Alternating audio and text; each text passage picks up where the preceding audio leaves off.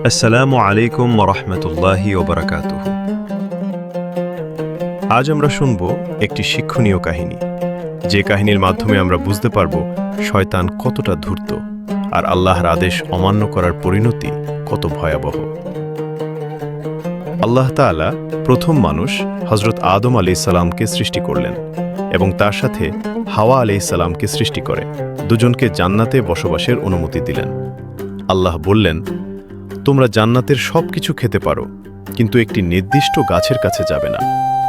এটি ছিল আল্লাহর পরীক্ষা। ইবলিস আদম আলাইহিস সালামকে সিজদা করতে অস্বীকার করেছিল।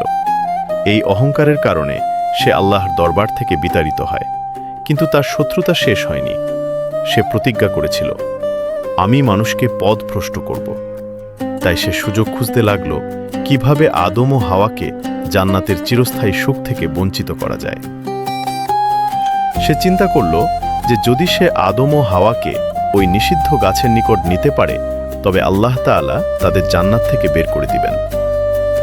উল্লেখ্য যে শয়তান জান্নাত থেকে বিতাড়িত হলেও তাকে সপ্ত আসমানে ঘোরাফেরার সুযোগ দেওয়া হয়েছিল।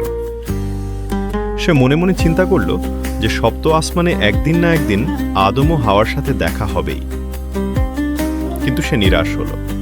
যেহেতু জান্নাতে প্রবেশ তার জন্য চিরকালের মতো হারাম ছিল, তাই সে জান্নাতের দরজার কাছে দাঁড়িয়ে একাধারে ৩,০০০ বছর পার করে দিল। কিন্তু এখানেও সে সফলতা পেল না, কারণ আদম ও হাওয়া কখনো জান্নাতের দরজার কাছে আসেনি। ইবলিস শয়তান সুদীর্ঘ ৩,০০০ বছর জান্নাতের দরজার কাছে দাঁড়িয়ে থাকাকালে একটি ময়ূরের দেখা পায়।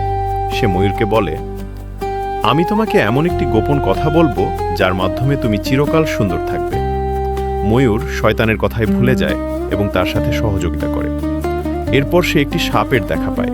সে সাপকে বোঝায়, একটু সাহায্য করলে তুমি বিশেষ মর্যাদা পাবে।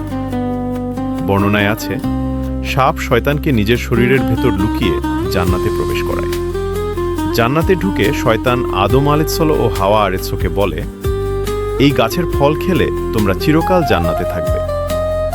ধীরে ধীরে শয়তান মিথ্যা শপথ করে তাদের ধোঁকা দেয়।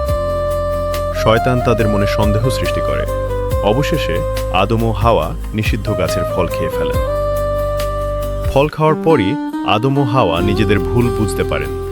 আল্লাহ তাআলা তাদের নির্দেশ দেন দুনিয়ায় নেমে যাওয়ার। আদম কান্নার সাথে তওবা করেন, আর আল্লাহ তাআলা তার তওবা কবুল করেন। এতে প্রমাণ হয় মানুষ ভুল করতে পারে, কিন্তু আল্লাহ ক্ষমাশীল। বর্ণনায় আরও আসে, সাপকে পেটের উপর ভর দিয়ে চলতে হয়, ময়ূরের আগের মর্যাদা ও অবস্থায় পরিবর্তন আসে। এর মাধ্যমে আমাদের শিক্ষা দেওয়া হয়, অন্যায় কাজে সহযোগিতা করাও গুনাহ।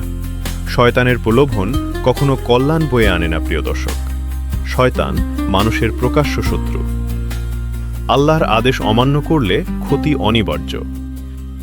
গুনাহের পথ সহজ মনে হলেও শেষটা কঠিন। তওবার দরজা সবসময় খোলা। হে আল্লাহ, আমাদেরকে শয়তানের ধোঁকা থেকে হেফাজত করুন।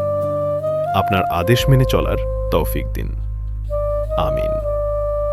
ভিডিওটি ভালো লাগলে লাইক দিন। ইসলামিক গল্প পেতে সাবস্ক্রাইব করুন।